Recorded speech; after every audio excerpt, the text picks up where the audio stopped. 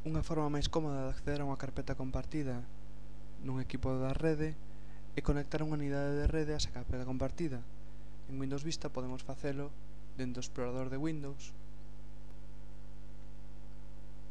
seleccionando a opción de conectar a unha unidade de red.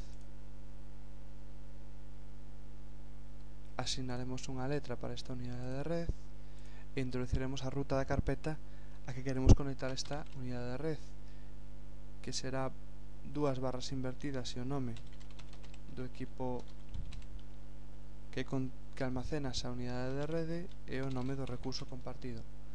Podemos introducir outro nome de usuario para conectarnos a este recurso compartido.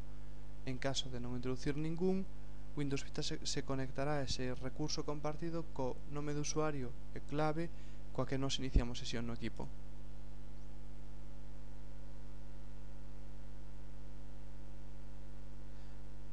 Xa temos acceso na unidade de rede X a esa carpeta compartida.